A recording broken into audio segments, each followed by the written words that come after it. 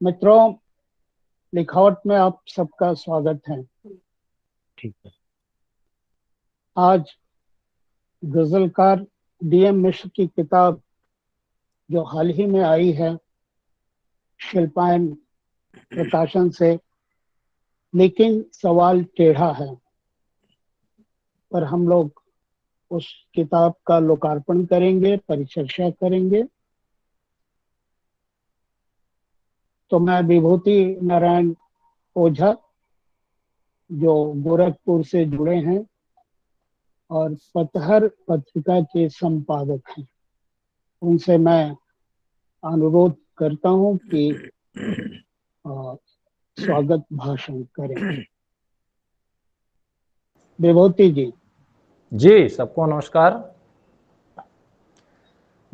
गजलकार आदरणीय doctor DM Mishra ji के का एक गजल है कि बड़े घरों की खिड़कियां खुलें, कहाँ खुलें जल्दी, जिधर भी देखता हूँ हर तरफ अंधेरा है। उनके कुत्ते भी दूध पीकर सो गए होंगे, मगर बच्चा बगल का 2 दिनों से भूखा है। किसी गरीब की इमदाद कौन है करता, ख्याल नेक है लेकिन सवाल टेढ़ा है। साहित्यिक सांस्कृतिक संस्था लिखावट के इस ऑनलाइन मंच पर आयोजित लोकार्पण एवं परिसंवाद कार्यक्रम में शामिल सभी सुधीजनों का हार्दिक स्वागत, वंदन एवं अभिनंदन है। आदरणीय डॉक्टर डीएम मिश्र जी के समकालीन गजलों का संग्रह लेकिन सवाल टेढ़ा है पिछले साल छप के आया था। परिस्थितियां अनुकूल नहीं होने के कारण इसका औपचारिक लोकार्पण नहीं हो सका। यह संग्रह जब हमें मिला था तो इसके लोकार्पण कार्यक्रम को पतहर के बैनर पर करने के लिए डॉक्टर मिश्र जी से अनुमति मांगी थी, अनुरोध किया था और उन्होंने इसकी सहमति भी जताई थी। फिर परिस्थितियां विपरीत हो गईं और आयोजन हम कर नहीं सके। इसकी कमी हमें खल रही थी, लेकिन उस अधूरेपन को आज श्री मिथिलेश जी ने लिखावट के माध्यम से पूरा कर हम सभी को एक तोहफा दिया है। ऐसे में मैं सबसे पहले आदरणीय श्री मिथिलेश जी का ही हार्दिक स्वागत, वंदन एवं अभिनंदन करता हूं और उम्मीद करते हैं कि आपकी यह मुहिम जारी रहेगी। डॉक्टर डीएम मिश्र जी किसी परिचय के मोहताज नहीं हैं। हमें उनकी जनवादी गज़लें पसंद हैं, सब जगह छप रहे हैं। पिछले साल हमने पत्रिका पतहर का विशेषांक उन पर निकाला, जिसमें आप सभी का सहयोग मिला। वे लगातार लिख रहे हैं। मिश्र जी हमेशा सहयोग की भूमिका में रहते हैं। मेरी कोई गज़ल के क्षेत्र में काम नहीं है, फिर भी उनकी प्रेरणा से हमने हिंदी गज़ल पर भी एक काम किया था, एक अंक निकाला था। गीत, गज़ल और कविता कुल मिलाकर लगभग दर्जन भर किताब लिखने वाले हम सबके प्रिय आज के कार्यक्रम के खास आदरणीय डॉक्टर मिश्र जी का भी हम हार्दिक स्वागत करते हैं।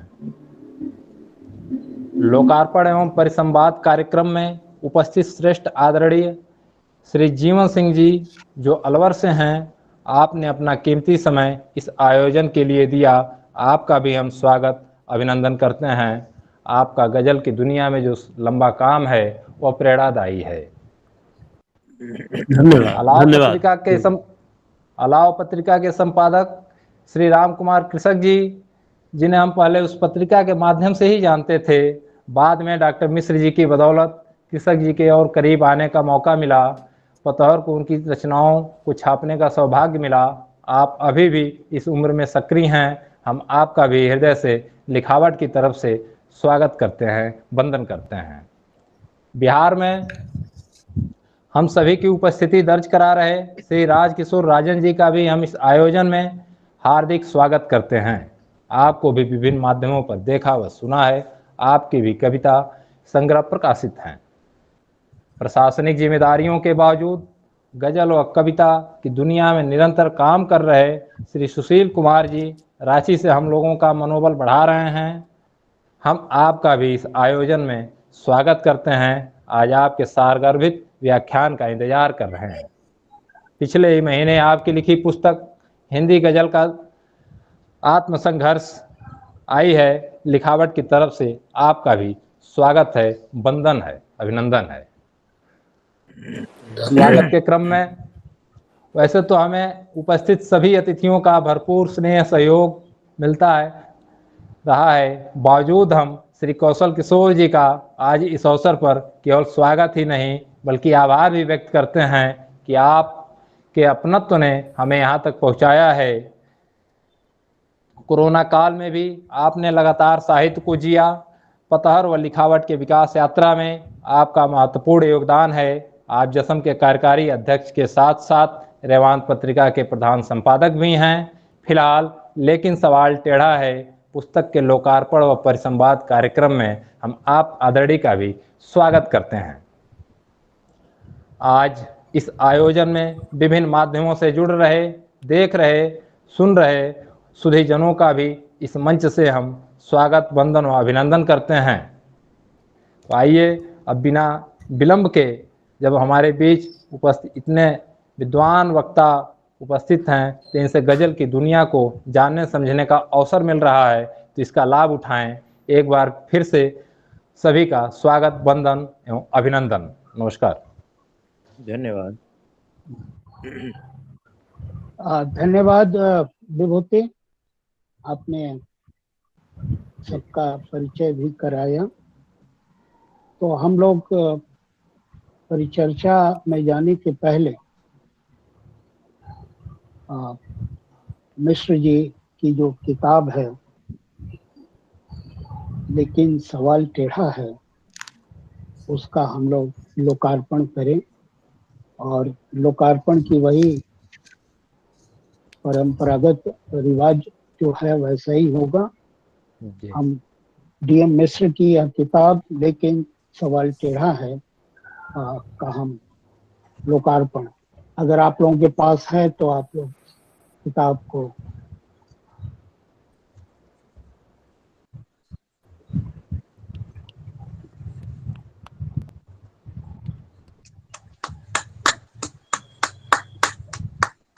बहुत अच्छा,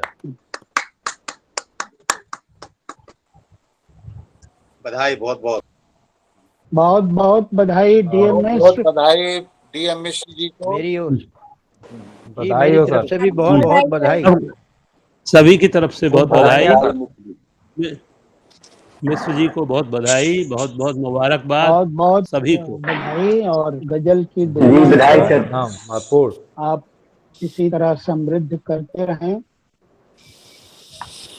और हमें और तमाम दुनिया की तरफ ले जाएं, हाशिए और जी। वंचित और प्रतिकार और नए नए इलाकों में ले जाएं। यही हमारी शुभकामनाएं हैं। बहुत बहुत धन्यवाद। DM मिश्र ने कहा था कि मैं गजलें नहीं पढ़ूंगा, अच्छी बात है, लेकिन हम इस परिचर्चा की शुरुआत एक गजल से ही चाहते हैं। तो DM मिश्र से मैं अनुरोध करूंगा कि एक गजल का पाठ यहाँ करें और उसके बाद कौशल किशोर इस परिचर्चा का संचालन करेंगे। मैं DM मिश्र से चाहता हूं कि एक लिखावट के पाठकों, श्रोताओं, दर्शकों के लिए एक गजल पढ़ें और हम लोगों के लिए भी। तो DM मिश्र जी, आपसे जी आपका स्वागत है जी, और अनुरोध है। जी आदरणीय, जैसा आदेश। एक छोटी सी गजल के कुछ सुनाता हूँ कि बोलने से लोग घबराने लगे, बोलने से लोग घबराने लगे हैं, सोचकर नुकसान डर जाने लगे। बोलने से लोग घबराने लगे हैं, सोचकर नुकसान डर जाने लगे हैं, और पीठ पीठ खूब दम भरते रहे, पीठ पीछे खूब दम भरते रहे, सामने आने से कतराने लगे। पीठ पीछे खूब दम भरते रहे, सामने आने से कतराने लगे। बहुत कल खूब। तलब देखें कि कल तलब जो लोग मेरे साथ थे, कल तलब जो लोग मेरे साथ थे, क्या हुआ जो आज बेगाने हुए, क्या हुआ वाह जो आज वाह बेगाने हुए। शेर देखे सर कि दर्द पी जाना हमें भी आ गया। सुशील कुमार जी, दर्द पी जाना हमें भी आ गया, आ गया। चोट खाकर हम भी मुस्काने लगे, चोट खाकर हम लगे, जी। दर्द पीना हमें भी आ गया, चोट कर हम भी मुस्काने लगे। एक शेर सुने आदरणीय जीवन सिंह जी, वस्त्र जी रोटी इरशाद। और घर सबको मिले, वस्त्र रोटी और घर सबको मिले, सबको मिले। ख्वाब क्या क्या आज कहने लगे। जी। मैं आपके व्यंग से जोड़ रहा हूँ, वाह वाह और वाह घर सबको मिले, वाह। ख्वाब क्या क्या आज आने लगे, ख्वाब क्या बहुत क्या आज बहुत आने लगे। हम इस शेर पर गौर करेंगे कृषक जी। इस चमन में जी सिर्फ पीले स्वागत है। फूल हो, इस चमन में सिर्फ पीले फूल हो, इस चमन में सिर्फ पीले फूल हो, ऐसे भी फरमान अब आने लगे। इस चमन वाह में वाह सिर्फ वाह। पीले फूल होते, ऐसे भी फरमान अब आने लगे। और आखिर जिनके चेहरे पर हजारों दाग हैं, जिनके चेहरे पर हजारों दाग हैं, आईना लोगों को दिखलाने के चेहरे पर क्या हजारों बात दाग, है, क्या बात है। आईना लोगों को बहुत दिखलाने वाह वाह। बहुत बहुत बधाई। बहुत बहुत अच्छा, बोलने बढ़िया। लगे, सोचकर नुकसान लगे। बहुत अच्छा। बहुत बहुत बधाई आपको। धन्यवाद डीएम मिश्र जी। और अब मैं परिचर्चा में उपस्थित सभी मित्रों का स्वागत करता हूं और मित्र कवि कौशल किशोर को आमंत्रित करता हूं कि इस परिचर्चा का संचालन करें। स्वागत स्वागत। धन्यवाद। मैं चाहता हूं कि जी हाँ मिथिलेश जी, शुरू किया जाए। हाँ, मैं चाहता हूं कि इस आयोजन को डीएम मिश्र के लिए यादगार बना दिया जाए। वाह वाह, क्या बात। बहुत धन्यवाद। कौशल किशोर जी धन्यवाद मिथिलेश जी। एक तो मेरा सभी मित्रों से आग्रह है, निवेदन है कि वे अपने माइक को साइलेंट मोड में डाल दें, तो ताकि ये जो ध्वनि और प्रतिध्वनि हो रही है वो और अनडिस्टर्ब तरीके से यह हम लोग संवाद को जारी रख सकें। तो ये मेरा निवेदन है।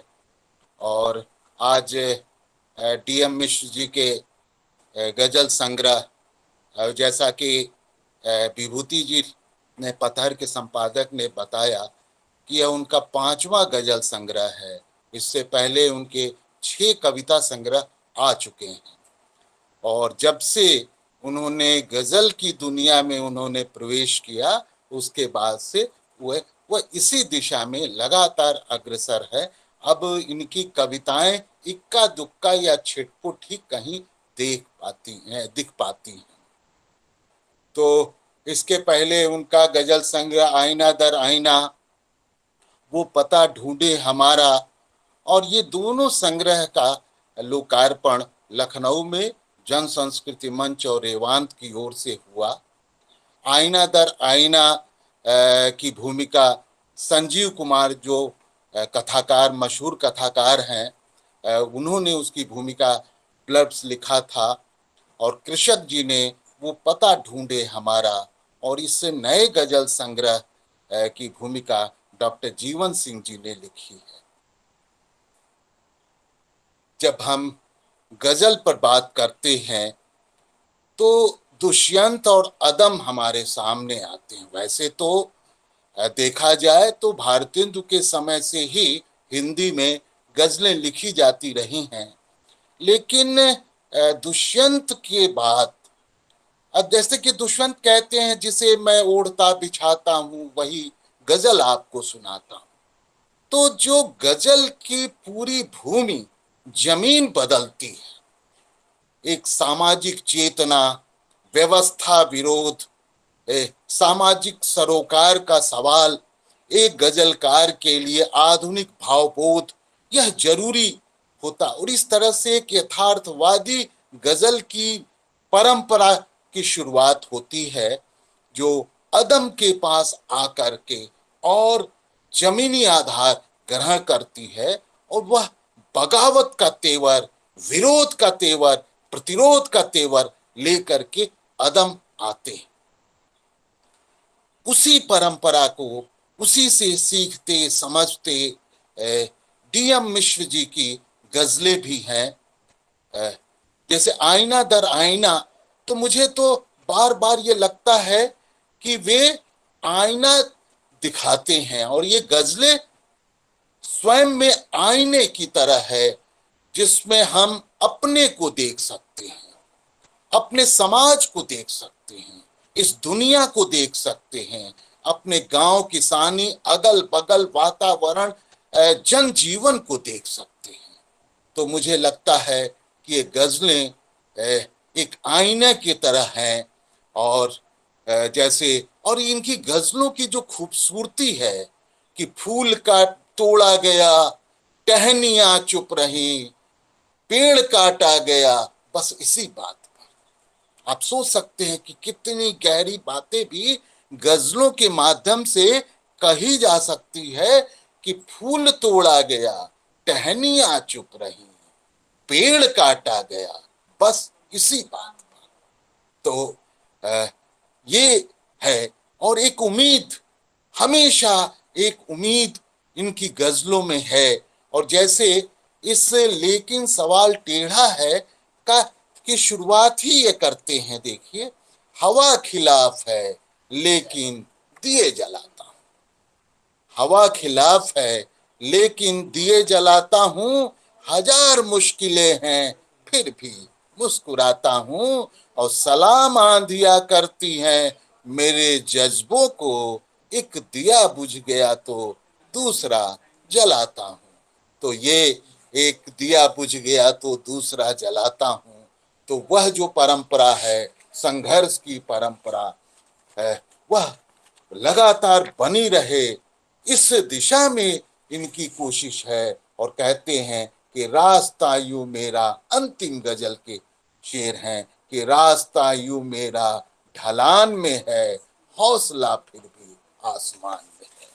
तो ये हमारे डीएम मिश्र हैं, जिनके अंदर हौसला है, उम्मीद है, संघर्षशीलता है, और उतना ही उत्साह है। जो लोग भी उनके संपर्क में हैं उन्हें पता है।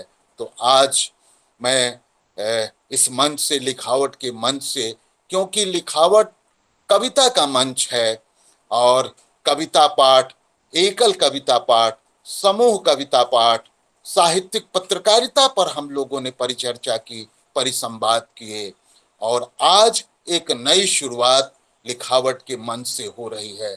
वह है विमोचन कार्यक्रम का, लोकार्पण कार्यक्रम, और उस पर परिचर्चा का।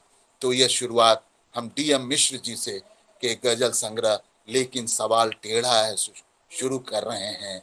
और हमारे चार आज हमारे वक्ता हैं, सुशील कुमार जी हैं, राजकिशोर राजन जी हैं, डॉक्टर जीवन सिंह हैं, और हम सब लोगों के आदरणीय राम कुमार कृषक जी हैं। और आज के कार्यक्रम की अध्यक्षता कृषक जी ही करेंगे। तो जैसा कि मिथिलेश जी ने शुरू में ही कहा कि एक समय सीमा हम लोगों के सामने रहे, और एक आत्मानुशासन से हम लोगों के, क्योंकि हम लोग चाहेंगे कि इस परिचर्चा के कार्यक्रम को हम लोग 1 घंटे में समाप्त करें, और आधा घंटा तो अभी बीत चुका है, 1 घंटा के आसपास हम लोग इसे ले चलें। तो सबसे पहले मैं सुशील कुमार जी को आमंत्रित करता हूं, जो लगातार गजलों पर काम कर रहे हैं, लिख रहे हैं, और अभी हाल में उनकी गजल पर एक आलोचनात्मक कृति आने वाली है। तो मैं उस कृति के लिए भी उन्हें बधाई देता हूं और सुशील कुमार जी को आमंत्रित करता हूं, एक कवि आलोचक सुशील कुमार जी। धन्यवाद सर।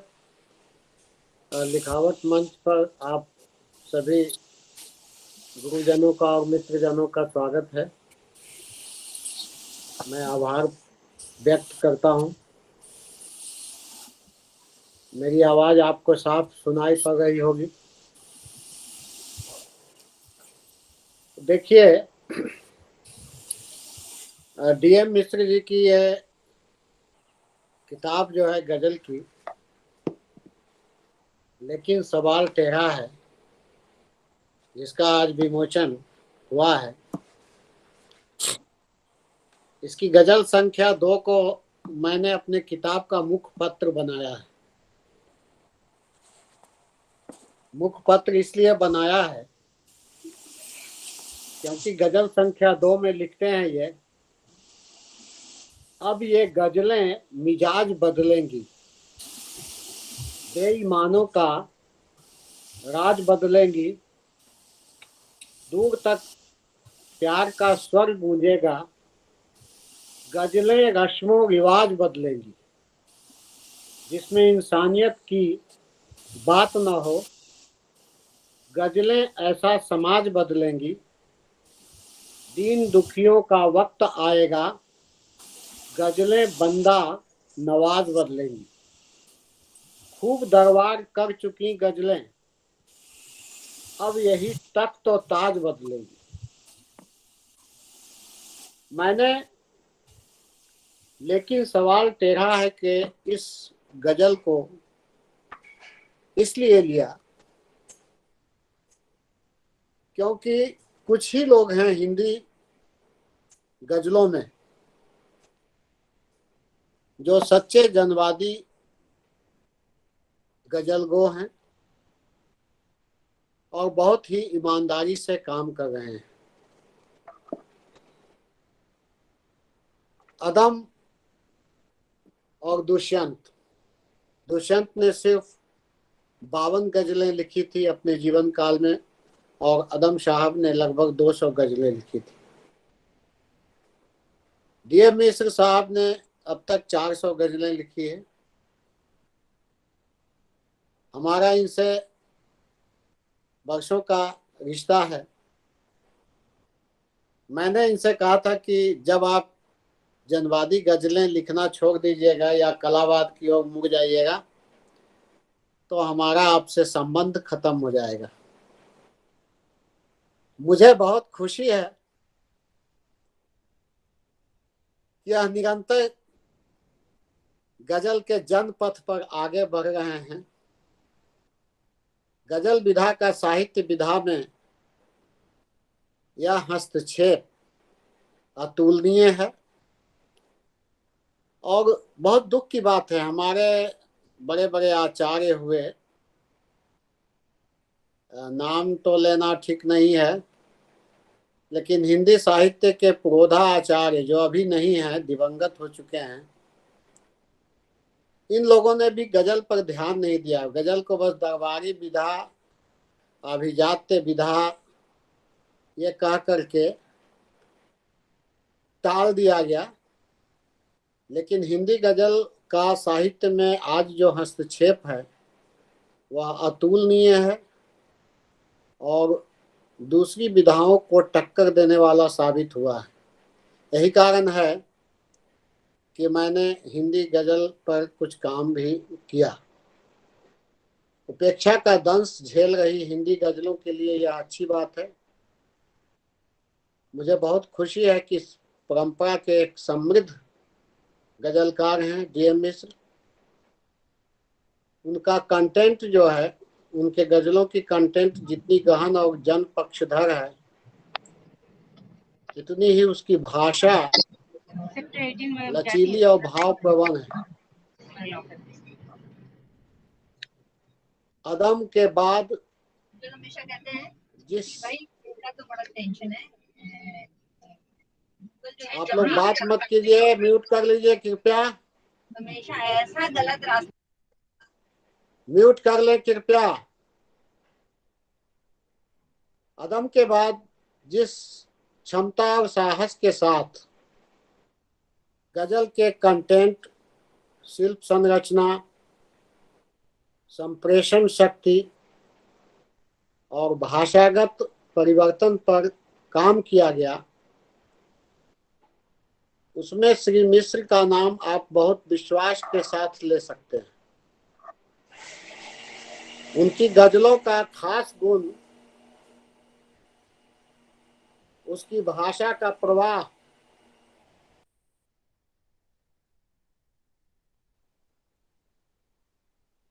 उनकी गजलों का खास गुण उनकी रवानगी का खास गुण उनकी रवानगी। रवानगी से मेरा मतलब गजल के अंदर जो फ्लो है, प्रवाह है, जो गजल भाषा के बोलचाल की भाषा के काफी करीब होने के कारण लक्षित होता है।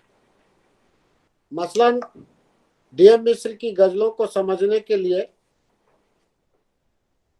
किसी प्रकार के डिक्शनरी की या शब्दकोश की आवश्यकता नहीं है। जनवादी गजलों का उनकी भाषा जो है, जनवादी गजलों में जो उनकी भाषा है, उसकी जन भाषा में तब्दील हो जाना एक बहुत जरूरी और विचारणीय फैक्टर है। जनवादी भाषा की सहजता और रवानगी में उसके उत्कृष्ट कंटेंट को देखने के लिए आप डीएम मिश्र की कोई भी गजल ले लीजिए, इसमें लोक चेतना और वर्तमान सामाजिक राजनीतिक जड़ व्यवस्था के प्रति सिर्फ प्रतिघात का ही स्वर आपको नहीं मिलेगा, बल्कि गजल के शिल्प ज्ञाता यह महसूस करेंगे कि भाषाई बरकत और सहजता ने इनकी संप्रेषणीयता को कितना प्रभावी बनाकर रखा है। अब इसी ये कि कुछ शेर या कुछ गजल है। अब तो टाइम तो उतना है नहीं कि गजलों के बारे में उतना विस्तार से बात किया जाए, लेकिन जैसे देखिए बहुत सिंपल सा 91 नंबर में लिखते हैं, लेकिन टेरा सवाल टेरा है में, क्या जमाना आ गया है यारों, चोर दीवान बने बैठे, देश का लुट रहा खजाना है, आप दरबान बने बैठे हैं, जिनको होना था जेल खानों में वो ही सुल्तान बने बैठे हैं। मैं डीएम मिश्र की कोई कुछ खास गजलों को चुनकर पेश करना नहीं चाहता, बल्कि आप कहीं से भी उठा लीजिए। मनरेगा की मजूरी कहाँ चली गई, सुखिया को हैरान देखकर आया हूं, या और भी है, प्यार भावना तक, प्यार मुझको भावना तक ले गया, भावना को बंद ना तक ले गया, रूप आंखों ने किसी का यूं बसा, अश्रु को आराधना तक ले गया। या फिर अगर राजा हुआ सन की तो क्या, अगर राजा हुआ सन की तो क्या होगा रियाया का, सरों को काट कर लाशों पे बुलडोजर चला देगा, गरीबों की मदद के शोर में डूबे रहेंगे हम, कोई धनवान झोपड़ियों पे बुलडोजर चला देगा। आप महसूस करेंगे कि इनकी जनवादी गजलों का जो स्वरूप है, जो प्रतिमान है,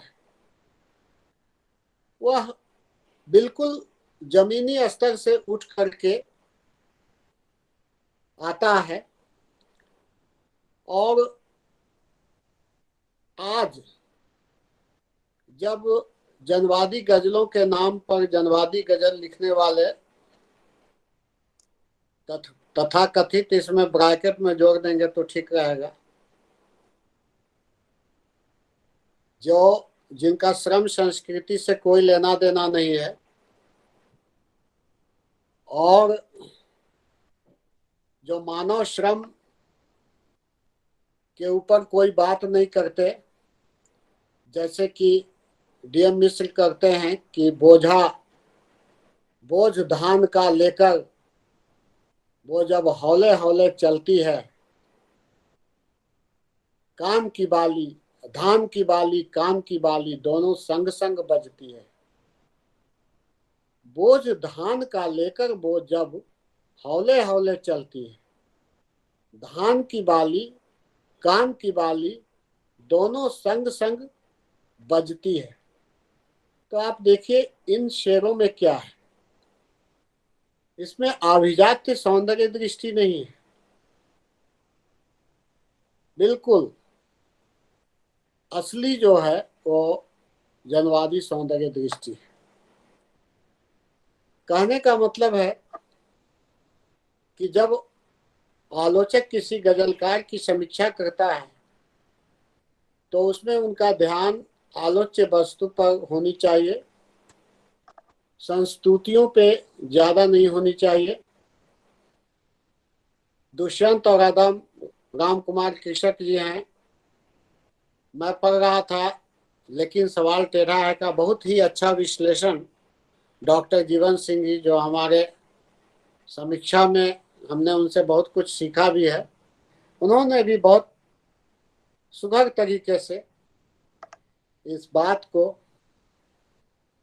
उठाई है।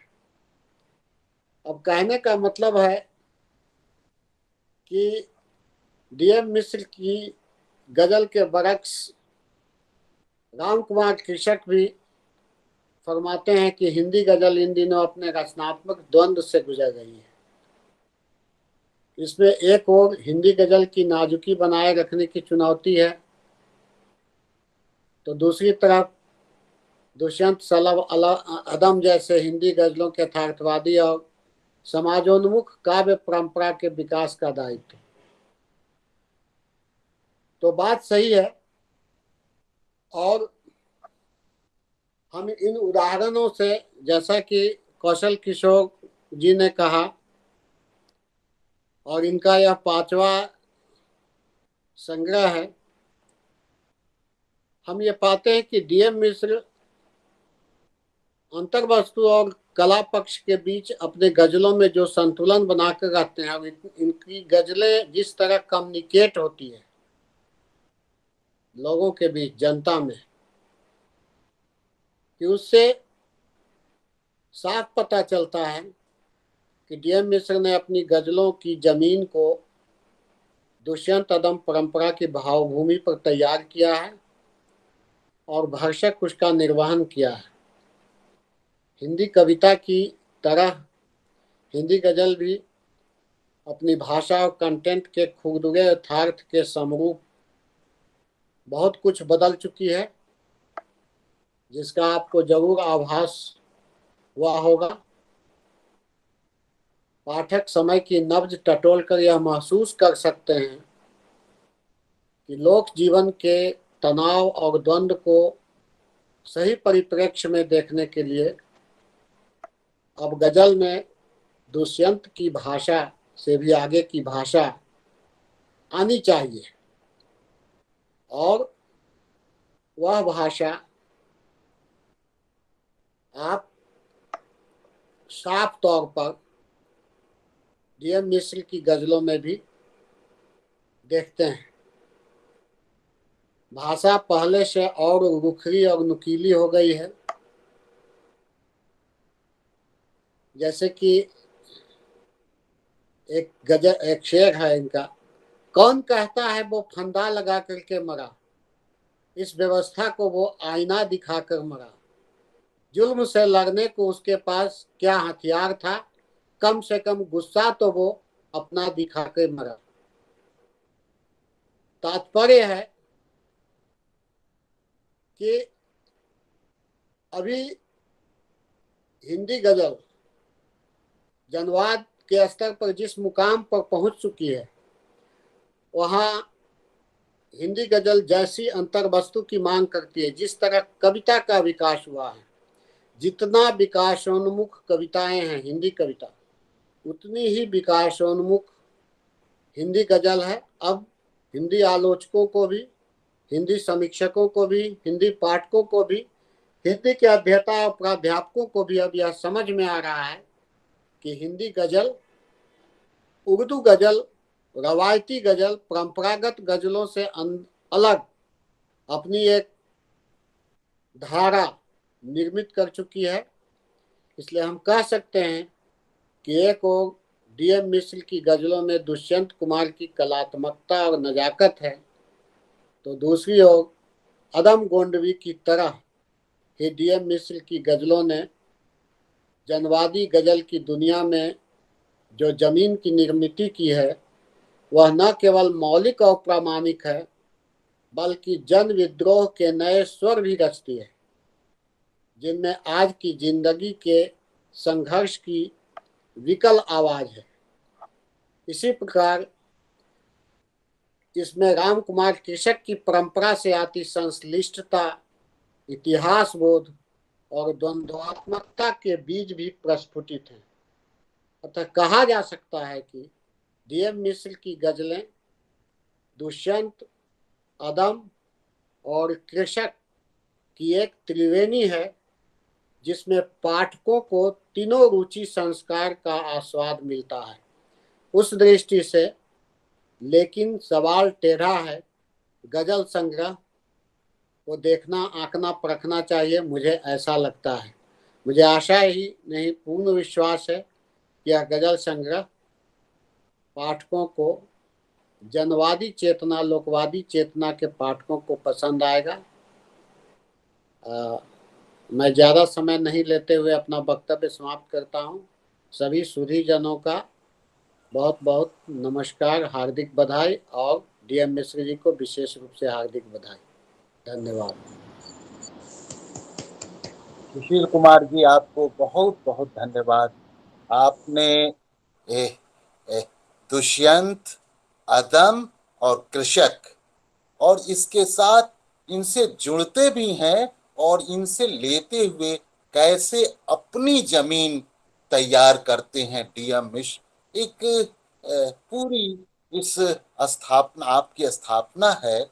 और देखिए भी इन्हीं की पंक्ति है कि जैसी रोटी हम खाते हैं वैसी ही गजल गाते हैं, कि जैसी रोटी हम खाते हैं वैसी ही गजल गाते हैं, कथरी गुदरी के बिस्तर में क्या क्या ख्वाब सुहाने आते हैं।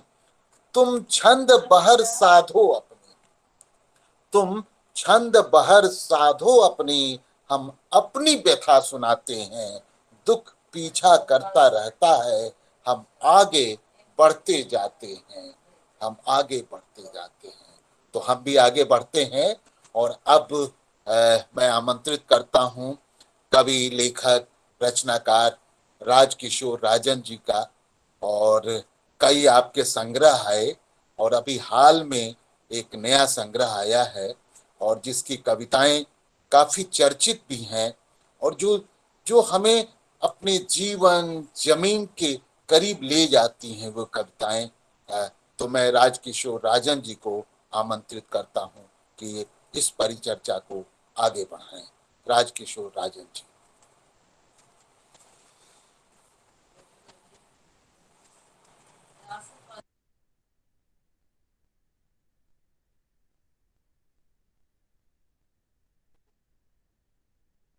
नमस्कार। आदरणीय मिथिलेश श्रीवास्तव जी, जीवन सिंह जी, राम कुमार कृषक जी, कौशल किशोर जी, सुशील कुमार भाई और विभूति नारायण गोचर। बहुत खुशी की बात है, और मैं सुन रहा था अभी सुशील कुमार जी को। इससे पहले कौशल किशोर जी ने संक्षिप्त मगर महत्वपूर्ण बात कही। डॉक्टर डीएम मिश्र की गजलों की 5 किताब प्रकाशित हैं और हिंदी कविता में भी उन्होंने काफी काम किया है। मैं उनके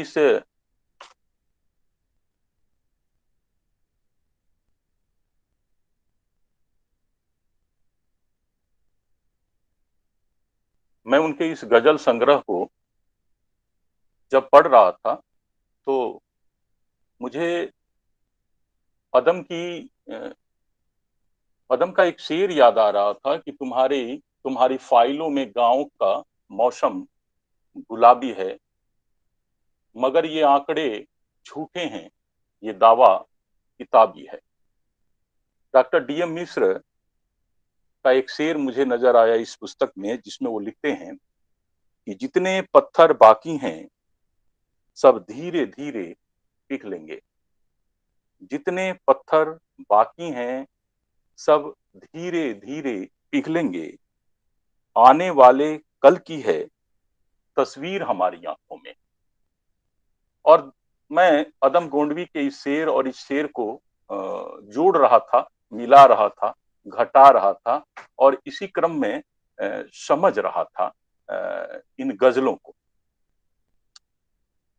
वैसे आज का जो अवसर है वो लोकार्पण का है और लोकार्पण आमतौर पर एक जिसको हम रस्म अदायगी के तौर पर मनाते आ रहे हैं, लेकिन आज का ये कार्यक्रम खास है, विशिष्ट है, इतने सारे लोग जुड़े हैं और काफी महत्वपूर्ण बात हो रही है। तो मैं समय की पाबंदी को, जैसे कि हमारे कौशल किशोर जी ने कहा, समय की पाबंदी को ध्यान में रखते हुए वैसे तो मैं चाहता था कि इस गजल पे कम से कम 1-1.5 घंटा अगर मैं बोलता तो मुझे संतुष्टि होती और लगता कि मैं कुछ कहा, लेकिन मैं बहुत उसको सीमित करते हुए 7-8 मिनट में अपनी बात खत्म करूंगा। केवल 2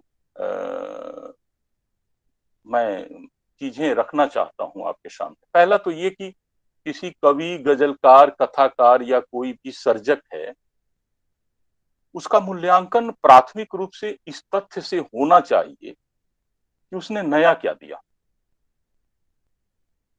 जैसे कि मजाज का शेर है, मजाज कहते हैं कि जमाने से आगे बढ़िए तो मजाज, जमाने को आगे बढ़ाना भी है। तो किसी भी कवि, लेखक के बारे में जब हम कुछ बोलें या लिखें, तो मेरा अपना व्यक्तिगत मत है कि मेरे सामने मजाज का शेर खड़ा होता है कि वह लेखक, कवि, साहित्यकार या आलोचक भी जमाने से कितना आगे बढ़ा। तो 2-3 चीजें इस किताब में मुझे डीएम मिश्र की इस संग्रह में लगी, जिसका उल्लेख मैं करना चाहता हूँ। मैं पहले ही बोल दिया हूं कि कम से कम 1-1.5 घंटा होता तो मैं अपनी बात को कम से कम आप तक पहुंचा पाता, लगभग जैसा कि मैं चाहता था। लेकिन सबसे पहली बात है कि जो हिंदी गजल की जो परंपरा है, उर्दू गजल की परंपरा काफी ऐश्वर्यशाली है, काफी मजबूत है, इसमें 2 मत नहीं। फैज, जब एशिया महादेश की बात होती है और कवियों की परंपरा की बात होती है, तो उसमें उर्दू के 2 नाम जुड़ते हैं, एक फैज और एक गालिब का, और एक रविंद्रनाथ टैगोर आते हैं। और जब मैं इस किताब को पढ़ रहा था तो हिंदी गजल की उस परंपरा को, जिसको अभी सुशील भाई ने कहा कि हिंदी गजल एक स्वतंत्र विधा के रूप में स्थापित हो चुका है, और दुष्यंत कुमार और अदम और उसके बाद हमारे डॉक्टर मिश्र, तो मैं इस किताब को पढ़ते हुए सोच रहा था कि डॉक्टर मिश्र ने नया क्या दिया। दुष्यंत कुमार और अदम गोंडवी के बाद डॉक्टर मिश्र ने नया क्या दिया। हिंदी गजल में हम देखते हैं कि आमतौर पर जो गजल की जो विधा है, उसकी जगह हिंदी ज्यादा मजबूत हो जाती है। हिंदी के शब्दों को ज्यादा से ज्यादा ठूंस कर भर्ती का प्रयोग किया जाता है। और जैसा कि आम में सब कुछ हो, आम का स्वाद नहीं हो, अमरूद में सब कुछ हो, अमरूद का स्वाद नहीं हो, उसी तरह गजल में सब कुछ हो और गजल का स्वाद नहीं हो तो सब छूछा है। मैंने इस संग्रह में देखा कि डॉक्टर डीएम मिश्र, हालांकि इसमें हमारे डॉक्टर जीवन सिंह जी ने इसके फ्लैप पर लिखा है, उसको भी मैं पढ़ रहा था और समझ रहा था उन चीजों को। डॉक्टर डीएम मिश्र ने हिंदी शब्दों को ठूंसा नहीं। जो गजल की जो परंपरा है, उर्दू गजल, हिंदी गजल, जबरदस्ती का हिंदी गजल लिखने की चेष्टा नहीं, गजल को गजल रहने दिया। और मुझे ये बात सबसे अच्छी लगी कि डॉक्टर डीएम मिश्र ने हिंदी गजल के नाम पे गजल लिखा है, हिंदी नहीं लिखा है। जो कि आमतौर पर मैं देखता रहा हूं कि हिंदी गजल आमतौर पर ज्यादातर जो शब्द हैं वो इतने रूखे सूखे शब्द हैं कि जिनका हम कविता में भी इस्तेमाल नहीं करते, वो गजलों में इस्तेमाल किए जा रहे हैं। पहली बात। दूसरी बात, मैं नजीर अकबराबादी का प्रसंग देख रहा था। नजीर अकबराबादी लगभग 100 साल तक जीवित रहे और 100 साल तक जीवित रहे, लेकिन उनको मान्यता 100 साल के बाद। उनके समय के जो उर्दू के बड़े आलोचक थे, जिनमें मुस्तफा खां सेफ्ता का नाम आता है, उन्होंने नजीर अकबराबादी को निकृष्ट शायर कहा। बहुत ही और नजीर अकबराबादी के बारे में उनके जीवन में किसी ने लिखा भी नहीं, किसी ने तवज्जो नहीं दी, किसी ने ध्यान नहीं दिया। जबकि नजीर साहब को इस भारत देश में 100 साल की उम्र मिली थी, और 100 साल कम नहीं होता है किसी लेखक को कि उसके बारे में उसके जो समय के आलोचक लिखें। और 100 साल के बाद जब नजीर अकबराबादी को हम चिन्हने लगे, जानने लगे, पहचानने लगे, उन पर थोड़ा काम हुआ। हालांकि अभी भी वो काम जो है काफी कम है, लेकिन नजीर साहब की सबसे बड़ी खासियत है कि जो कविता या गजलों की जो परंपरा है, उसमें साधारण नहीं, असाधारण के प्रति हमारा हमेशा झुकाव रहा है। हम उसकी खोज करते हैं कि असाधारण कौन सा है। साधारण के प्रति हमारा झुकाव नहीं रहता है। और हम देखते हैं कि नजीर अकबराबादी साधारण के शायर थे, असाधारण के नहीं। और यही बात आज नजीर अकबराबादी को एक बड़ा शायर बनाती है, जिसको उस समय लगभग 100 साल तक आलोचकों ने अनदेखा किया। आज वही शायर नजीर अकबराबादी, साधारण बहर का शायर, साधारण लोगों का शायर, आज हमारा बड़ा शायर है।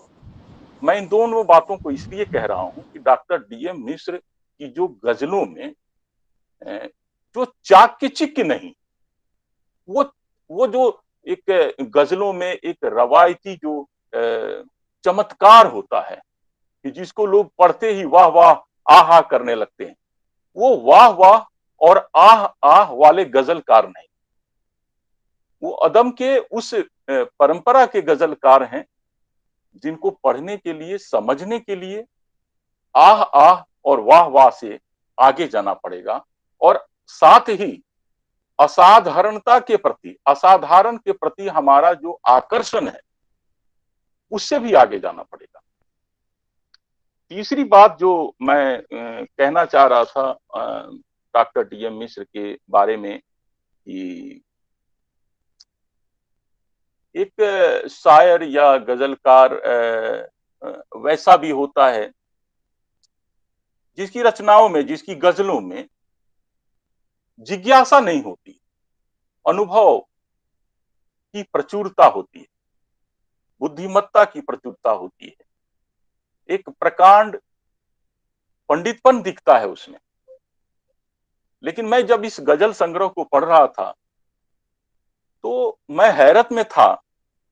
जिस गजलकार ने लगभग 10 किताबें लिखी हैं, वह एक शिशु सुलभ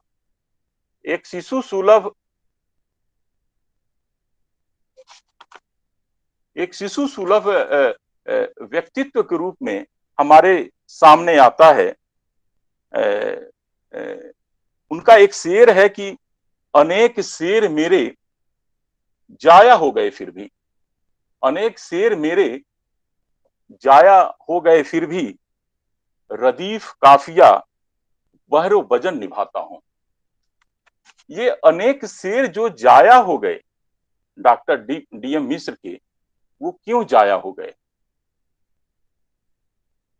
और जब इसकी हम पड़ताल करते हैं तो पाते हैं कि डॉक्टर डीएम मिश्र वैसे शायर हैं जो जाया हो जाने के लिए उसके पछतावे में नहीं पड़ते, कुछ नया कहने के लिए हजारों हजारों शेर को जाया हो जाने देते हैं। जमीन से जुड़ने के लिए, जमीन की बात करने के लिए हजारों आसमानी बातों को जाया हो जाने देते हैं। डॉक्टर मिश्र की एक और खासियत है, और मुझे लगता है कि हिंदी गजल में, हिंदी गजल की जब परंपरा की बात हम कर रहे हैं, और उसमें 1 तारीख को आप देखेंगे कि दुष्यंत कुमार की जयंती भी मनाई जा रही है। हम लोग भी बेगूसराय जाएंगे, दुष्यंत कुमार की जयंती के अवसर पर काव्य पाठ है।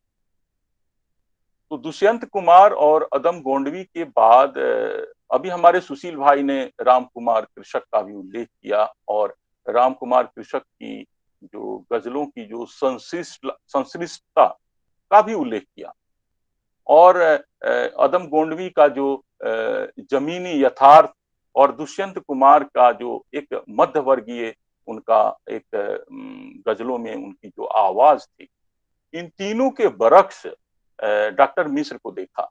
मैंने भी अपनी दृष्टि से 3-4 जो मेरे महत्वपूर्ण जिस ढंग से मैं डॉक्टर मिश्र को समझ पा रहा था, उसमें देखा हूं। राजेश रेड्डी का एक शेर याद आता है कि झूठ की अब सुल्तानी है, झूठ की अब सुल्तानी है, सच की गर्दन जानी है। तो ऐसे समय में डॉक्टर मिश्र जैसे शायर, कैसे गजलकार कहीं चाके चीके में नहीं पड़ते हैं। उनकी गजलों में आप देखिए राजनीति भी है, समाज भी है, व्यक्ति भी है, रिश्ते भी हैं, समकाल भी है, सब कुछ है, मगर वह जो कुदाली है, छेनी है, हथौड़ी है, हल है, बैल है, किसान है, खेत है, खलिहान है, वह अपनी जमीन को कभी नहीं छोड़ते। तो एक और सबसे बड़ी बात ये भी मैं कहना चाहता हूं, मेरे पास चूंकि मैंने काफी तैयारी कर रखी थी और मैं चाह रहा था कि मुझे लंबा समय मिलता, लेकिन मैं जल्दी जल्दी अपनी बात को पूरा करने का प्रयास कर रहा हूं। सबसे बड़ी बात यह है कि इनकी गजलें जिस ढंग से संप्रेषणीय होती हैं, जो उनमें संप्रेषणीयता का गुण है, वह अद्भुत है। और इसका कारण है कि जबरदस्ती के हिंदी के शब्दों को इन्होंने ठूंसा नहीं है। जो हिंदी गजलों में इधर जो गजलों को हिंदी बनाने की जो रवायत चली है, अरे गजल को गजल रहने दीजिए, आप गजल को हिंदी उर्दू मत बनाइए, गजल गजल रहेगी। आप जबरदस्ती हिंदी ठूसेंगे, उससे गजल निखर नहीं जाएगी। वो बहुत समृद्ध विधा है। और डॉक्टर मिश्र को मैं बधाई देना चाहता हूं कि इस कम से कम हिंदी गजल में जो सबसे बड़ी जो कमजोरी थी, जो कमजोर नस था, उसको लोगों ने हिंदी बनाने का प्रयास किया। उसको उन्होंने हिंदी नहीं बनाया, गजल को गजल रहने दिया। और हिंदी गजल की अगर तरक्की होनी है तो इसी दृष्टि से होनी है कि हम सबसे पहले गजल को गजल रहने दें, कविता को कविता रहने दें, कहानी को कहानी रहने दें, उपन्यास को उपन्यास रहने दें। इसी के साथ आप सभी का बहुत बहुत धन्यवाद और आभार। बहुत बहुत धन्यवाद आपको भी राजन जी। यह तो हम लोगों ने लेकिन सवाल टेढ़ा है, धन्यवाद की शुरुआत हम लोगों ने की है और ये सिलसिला चलेगा। अन्य मंच से भी चलेगा। और एक अच्छी बात ये है कि आज हिंदी गजलों पर बात हो रही है। अब इसे हिंदी या उर्दू में नहीं बांटा जा रहा, बल्कि गजल है। इसे गजल की जो परंपरा है, गजल का जो अनुशासन है उसका जो ढांचा है, उसमें कैसे आधुनिक भावबोध और सामाजिक चेतना और हमारी ये जन जीवन से कैसे जुड़े, यह प्रश्न ज्यादा प्रमुखता से सामने आ रहा है। और डीएम मिश्र ऐसे ही गजलकार हैं कि इनकी गजलों को पढ़ते हुए हमें अदम भी याद आ जाते हैं। कि देखिए, कहते हैं ना कि देश के हालात मेरे सब से बदतर हो गए, जो मवाली चोर डाकू थे मिनिस्टर हो गए। अदम याद आ सकते हैं आपको। तो मैं अब इसी क्रम को आगे बढ़ाते हुए डॉक्टर जीवन सिंह जी को आमंत्रित करता हूँ। मैं बता दूं कि लखनऊ में जब वो पता ढूंढे हमारा का लोकार्पण हो रहा था, लोकार्पण समारोह में मुख्य वक्ता के रूप में डॉक्टर जीवन सिंह जी थे। और इस संग्रह की भूमिका या फ्लर्ट की टिप्पणी जीवन सिंह जी ने ही लिखी है। तो मैं जीवन सिंह जी को आमंत्रित करता हूँ। जीवन। धन्यवाद कौशल किशोर जी। लिखावट मंच के सभी साथियों, पदाधिकारियों का साधुवाद करते हुए मैं सभी प्रतिभागियों को नमस्कार करता हूँ। सभी जो यहाँ मौजूद हैं और जो सुन रहे हैं और जो वक्ता है मेरे साथ, उन सभी को अभिवादन करता हूँ, नमस्कार करता हूँ। और मिश्र जी को एक बार फिर बधाई देता हूँ। डॉक्टर डीएम मिश्र का जो यह 5वां गजल संग्रह है, इसका लोकार्पण हो रहा है। इस अवसर पर खास तौर से खुशी के मौके पर उनको बहुत बहुत मुबारकबाद। दरअसल बहुत बहुत धन्यवाद। अवध जो इलाका है वो अपने आप में एक गज़ल है। मैं अवध को ही गज़ल मानता हूँ। किस रूप में कि उसने बड़ी ज़बरदस्त तरीके से दो बड़े हृदयों को मिलाने का काम किया। बहुत पहले से गज़ल लिख रहा है। मीर ने तो दिल्ली से आकर वहाँ गज़ल लिखी और गज़ल को एक नया अंदाज भी लखनऊ ने दिया। दिल्ली की गज़ल का जो अंदाज था उसको लखनऊ ने बदल दिया था। तो दरअसल अपने आप में जो इलाका गज़ल है, जिसमें हिंदुस्तानीपन सबसे ज़्यादा है, गज़ल का मेरा मतलब ये है, इसमें हिंदुस्तानीपन बहुत ज़्यादा है। दूसरे में लखनऊ पहली बार दरअसल नहीं जाना हुआ। अयोध्या उधर तो गया, लेकिन लखनऊ में पहली बार तभी गया जब वो पता ढूंढे हमारा का लोकार्पण हुआ और वहाँ मिश्र जी से मिलना हुआ, कौशल किशोर जी से मिलना हुआ और बहुत से साथियों से मिलना हुआ। और सबसे बड़ी बात ये रही कि कृषक जी के साथ में गया। राम कुमार कृषक जी मेरे साथ थे और मैं उनके साथ था। रेल में हम साथ थे खूब, और होटल में साथ थे, लखनऊ देखने में साथ थे। तो दरअसल वो जो संस्कृति है वो अपने आप में, उसमें कोई दरार डाले वो अलग बात है, लेकिन वो अद्भुत है। क्योंकि वहाँ जो इमाम बाड़े को जिस तरह देखा, लखनऊ में रूमी दरवाजे को देखा, तो और वहाँ जहाँ जिस इलाके में गज़ल लिखने के मामले में मीर तो हुए ही, बाद में त्रिलोचन भी अवध के हुए, बाद में मजरू सुल्तानपुर के हुए। तेवर सुल्तानपुरी जिन्होंने इसमें लिखा है, इस गजल संग्रह में, इसकी भूमिका उन्होंने लिखी है। मैंने तो फ्लैट पे लिखा है और बड़ी बहुत मतलब एक जोश के साथ उन्होंने लिखी है। तो ये जो अपने आप में एक परंपरा है, इसकी आज बड़ी जरूरत है। दरअसल मैं इसलिए ये कहना चाहता हूँ कि ये हिंदुस्तान का जो लोकतंत्र बना है, जो सेकुलर लोकतंत्र बना है, मिश्र जी की गजलें उस सेकुलर लोकतंत्र की रक्षा करती हैं, उसके पक्ष में खड़ी होती हैं। ये बहुत बड़ी बात है। आज सेकुलरिज्म के पक्ष में खड़ा होना बहुत मुश्किल हो गया है। इसलिए उस सेकुलर फैब्रिक, जो सेकुलर संरचना जो हिंदुस्तान के आजाद हिंदुस्तान में निर्मित हुई है, ये गजलें उसका समर्थन करती हैं, उसको पुष्ट करती हैं, उसको नया आयाम देती हैं। ये इनकी बहुत बड़ी खूबी है।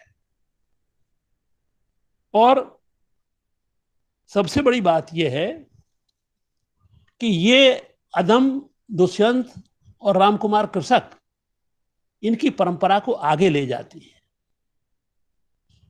इनमें दुष्यंत हैं, दुष्यंत और उनसे सीखा समझा, लेकिन डीएम मिश्र स्वयं डीएम मिश्र हैं। वो दुष्यंत नहीं है, वो अदम नहीं है, वो रामकुमार कृषक नहीं है, वो डीएम मिश्र हैं। डीएम मिश्र न होते और वो अदम होते तो कोई मतलब नहीं था। हम अदम कोई पढ़ते, उनको नहीं पढ़ते। उन्होंने चीजों को विकसित किया, आगे ले गए। और वो गणित से पीएचडी हैं, देखिए।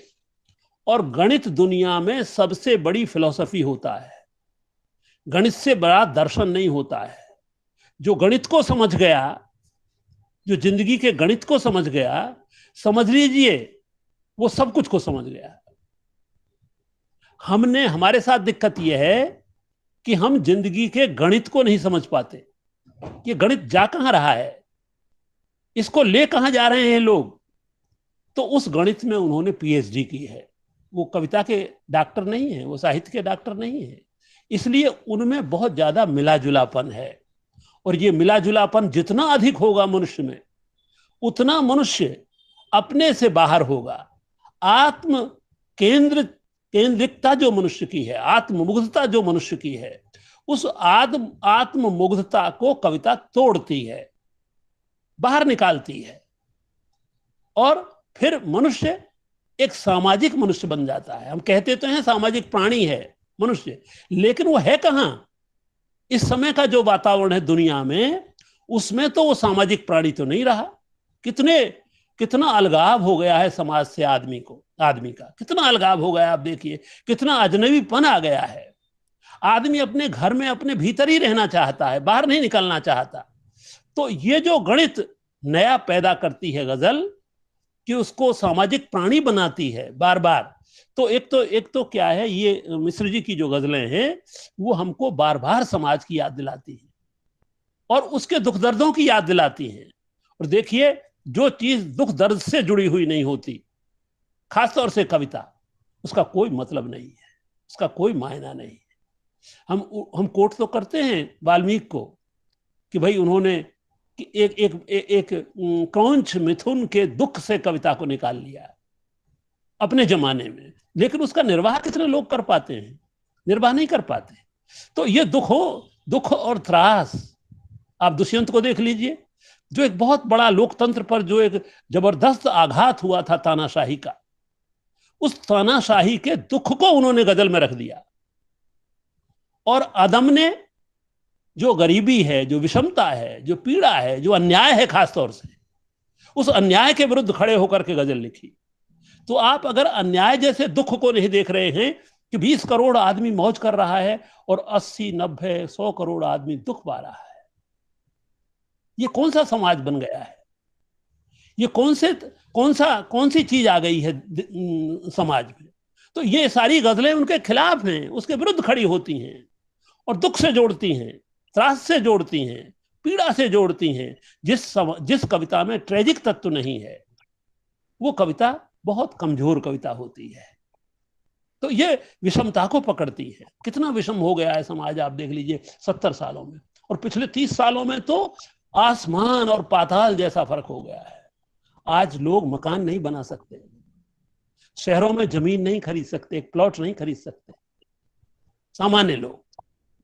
कितने बड़े दुख हैं ये, कैसी व्यवस्था बना डाली है। और लोकतंत्र ने बना डाली है। सबसे बड़ी विडंबना ये है, देखिए, वोट ने बना डाली है। लोकतंत्र में लोग वोट ले लेते हैं लेकिन सोचते नहीं हैं, वो खुद उसको नहीं। इसलिए ये नवजागरण का काम भी करती है, जगाती भी है। नवजागरण का काम करना, सोते हुए को जगाना। क्यों? सोता हुआ समाज है हमारा। हम दूसरी बहसों में पड़ जाते हैं कि ये है कि नहीं है, और एक ही तरह की बात करते हैं। तो ये जो नवजागरण का सिलसिला रुक गया है, थम गया है, उसको आंदोलन के रूप में खड़े होने की जरूरत है। क्यों? क्योंकि इस समय लोकतंत्र पर सबसे बड़ा संकट है। और ये गजलें, मिश्र जी को बधाई मैं दूंगा कि ये गजलें लोकतंत्र के बचाव में खड़ी होती हैं। और लोकतंत्र का बचाव तब होता है जिंदगी में जब आप सेकुलर समाज को बचाते हैं, जब सेकुलर मानसिकता को बचाते हैं, तब लोकतंत्र बचता है। लोकतंत्र वोट से नहीं बचता है केवल, क्योंकि हमेशा वोट तो 5 साल में पड़ता है। उस 5 साल के बाद जो आप समाज देखते हैं उसमें अगर दरार कहीं आ रही है, उसमें नफरत की दीवारें खड़ी हो रही हैं, तो उसको तोड़ती है मिश्र जी की गजल। और ये काम अपने जमाने में अदम ने किया, और 8वें दशक में, पिछली शताब्दी के 8वें दशक में ये काम दुष्यंत ने किया, और 8वें दशक के बाद 9वें दशक में ये काम, 9वें 10वें दशक में ये काम अदम ने किया। और उसके बाद जब ये नया समय आ रहा है, आप देखिए कितना विकट समय है कि जो छवियां बनाई जा रही हैं उसमें वास्तविकता को खंडित किया जा रहा है, वास्तविकता को तोड़ा जा रहा है, वास्तविकता को वास्तविकता नहीं रहने दिया जा रहा है। ये बहुत बड़ा संकट है।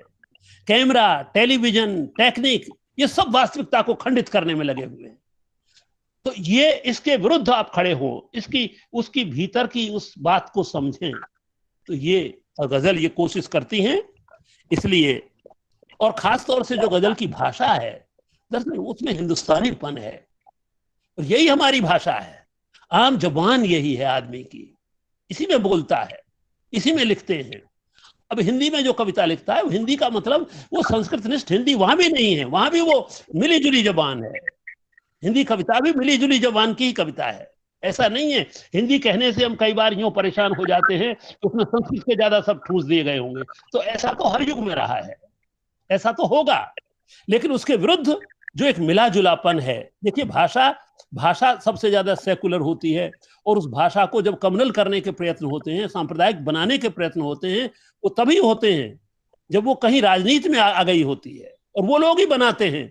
लेकिन उनके विरुद्ध मिश्र जी जैसे लोगों की गजल खड़ी होती है, वो उसको बार बार उधर ही लाते हैं कि नहीं, हम एक सामाजिक समाज के आदमी हैं, एक कंपोजिट कल्चर के आदमी हैं। हिंदुस्तान कई हजार सालों में इसने एक मिले जुलेपन को बनाया है, एक मिश्रित अर्थव्यवस्था नहीं, मिश्रित समाज बनाया है। वो मिश्रित समाज इन गजलों में बोलता है।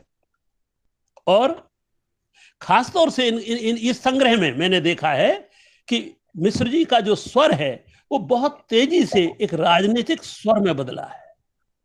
कोई गजल आप देख लीजिए, उनमें एक शेर जरूर ऐसा मिल जाएगा। पहली बात तो यह है कि मुसलसल जो गजल है वो ही इनके यहाँ राजनीतिक रूप में आती है सामने, पूरा राजनीतिक उसका चेहरा होता है।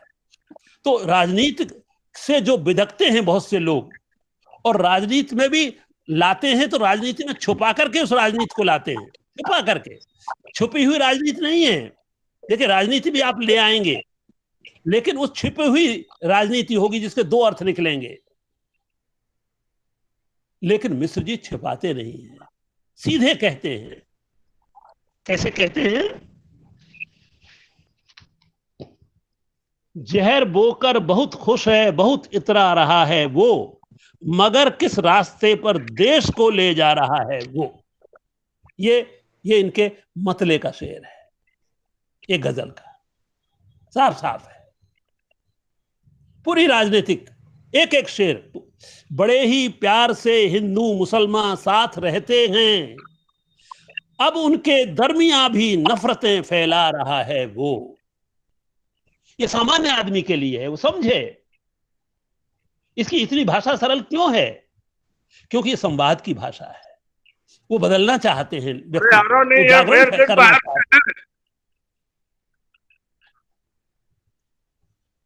हमारी दी हुई ताकत से माला माल हो बैठा, हमें ही चोट पहुंचाने को बल दिखला रहा है वो।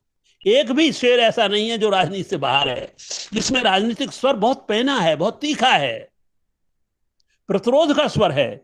बड़ा कम ज़र्फ है तहजीब में खाने की क्या जाने, बड़ा कम ज़र्फ है तहजीब में खाने की क्या जाने, नहीं पीना अगर आता तो क्यों छलका रहा है वो।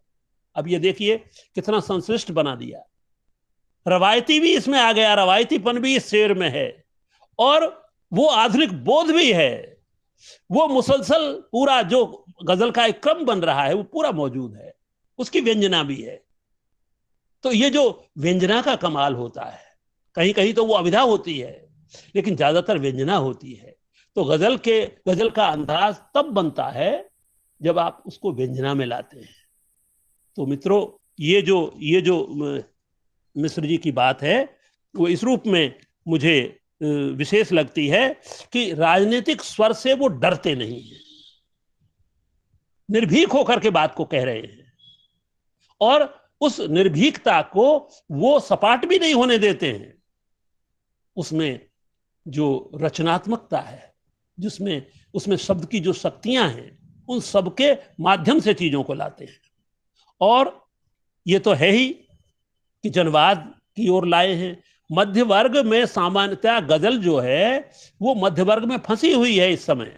ज्यादातर मध्य वर्ग के गजलकार हैं, लिखने वाले भी, और उनकी संवेदनाएं भी वही हैं।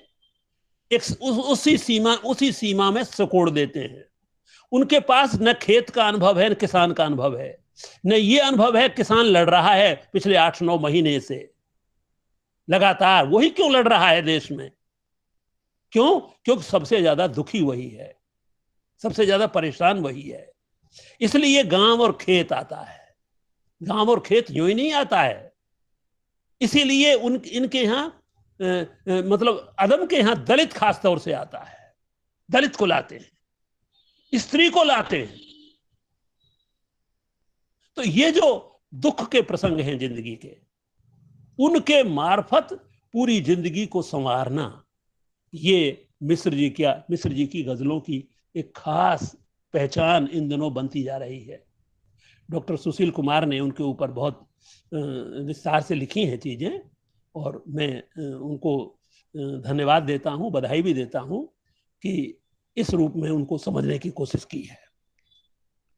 दूसरे, जिन चीजों की समय उनके यहां मुखर होकर के बोला है, समय की पहचान लोगों को नहीं होती है। वो करते हैं समय तब बोलता है जब आप अन्याय के खिलाफ बोलते हैं, जब आप अन्याय की बुनियाद को पकड़ लेते हैं, अन्याय के कंगूरों को नहीं, अन्याय की ऊपरी चीजों को नहीं, अन्याय को आप गर्दन से पकड़ते हैं, उसकी बुनियाद से पकड़ते हैं। क्योंकि अन्याय तब होता है जब समाज विषमता की ओर जाता है। सम समाजों में अन्याय नहीं हो सकता। बराबर के लोगों से अन्याय आप नहीं कर सकते। आप हमेशा कमजोर के साथ अन्याय करते हैं। कमजोर को घर में आप नौकर बनाकर रखते हैं, उसको कम तनख्वाह देते हैं, खुद बहुत ज्यादा वेतन मारते हैं, खुद बहुत ज्यादा चीजें में लेते हैं, लेकिन उसको कम तनख्वाह देते हैं। तो ये जो अन्याय के खिलाफ लड़ाई है, अन्याय की गहरी समझ है, वो इन कविताओं में है, इस शायरी में है। और संप्रेषण का मामला तो इनके यहां बहुत वो है। ये तो सपाट होने तक संप्रेषण की कला से बचते नहीं है। मतलब इनका सीधा आता है कि भाई अगर कुछ काम करना है तो हमारी कविता सामान्य आदमी तक पहुंचनी चाहिए, आम आदमी तक पहुंचनी चाहिए। इसलिए इनकी सारी कविता साहित्यकारों को संबोधित नहीं है। साहित्यकार तो इसमें कुछ ना कुछ काट छांट निकाल लेंगे, कहेंगे सब कला कम है, ये कर लेंगे, और सब अंदाज थोड़ा सा सपाट हो गया, ये भी कह देंगे। लेकिन उन्होंने लिखी ही नहीं तुम्हारे लिए। मैं साहित्यकार को लिख ही नहीं रहा हूं, मैं तो आम आदमी के लिए लिख रहा हूं। मेरा पाठक वही है, जो आम आदमी इसमें मौजूद है अंदर, वही आम आदमी को संबोधित में करके लिख रहा हूं। वही आज नहीं पढ़ेगा तो भवभूति के शब्दों में कहूं तो पृथ्वी बहुत बड़ी है, विपुलाच पृथ्वी, कभी कोई और पढ़ेगा। क्यों बदलना? मध्यवर्ग तो बदलना नहीं है। मध्यवर्ग के पास तो सरप्लस पूंजी बहुत इकट्ठी होती चली जा रही है इस समय, उसको बहुत ज्यादा बदलना नहीं है, और उसको बदलाव की जरूरत नहीं है। बदलाव की जरूरत आम मेहनत कश को है। इसलिए उसके पक्ष में ही ये लिखी गई है। जो सपना अदम देखते थे, अदम एक सपना देखते थे, तो शेर में कहा है वो सपना भी इनमें है। देखिए, सपना बहुत कम लोगों के पास रह गया है। आज सपने से लोग बचते हैं कि कहीं हमको कोई समाजवादी न कह दे, हमको कोई समता के लिए न कह दे, यार समता की बात कर रहा है। हम तो पूंजीवादी व्यवस्था को ही पोषण करें, ये निरंतर हो रहा है। तो ये जो अदम का शेर है, एक सपना है जिसे साकार करना है तुम्हें, एक सपना है जिसे साकार करना है तुम्हें, झोंपड़ी से राजपथ का रास्ता हमवार हो। ये जो सपना है, ये अगर कवि के भीतर नहीं है तो फिर आप किसके लिए लिख रहे हैं? आप क्या करना चाहते हैं? आपका विजन क्या है? तो विजन भी कविता शायरी में बोले, ये इनमें बोलता है। दरअसल बहुत सी चीजें हैं, क्योंकि समय का बार बार मैं कुछ ज्यादा बोल जाता हूं और मुझे डर लगा रहता है कि समय ज्यादा न हो जाए और फिर मैं एक और देखिए, मतला ही देखिए, मतले से ही चीजें हो जाती हैं। मैं कुछ चीजें देखता हूं, मैं पकड़ता हूं रदीफ कहां से बनाया है, रदीफ कवि कहां से लाया है, उसने खुद आविष्कृत किया है या नहीं किया है। ऐसा तो नहीं है वो वही पृष्ठपोषण कर रहा है पुरानों का। अब देखिए, उन्होंने आविष्कृत किया, कोरोना में लॉकडाउन हो गया, उन्होंने आविष्कृत किया बुलडोजर चला देगा। जब बुलडोजर चलने लगे उत्तर प्रदेश में, तो उन्होंने वो एक नया रदीफ आविष्कृत किया। तो एक नवोन्मेषी प्रवृत्ति वो उनकी गजल में है और इस संग्रह में खासतौर से दिखाई देती है। दाना डाल रहा चिड़ियों को मगर शिकारी है, दाना डाल रहा, आप समझ जाएंगे कौन डाल रहा है। दाना डाल रहा चिड़ियों को मगर शिकारी है, और आग लगाने वाला पानी का व्यापारी है। अब आप अंदाजा ये लगाइए कहां तक चीजों को ले जाती हैं बातें। ये केवल राजनीति की नहीं है, हमारे मध्य वर्ग में भी हैं, उच्च वर्ग में भी हैं। ये सबकी फितरत हो गई है।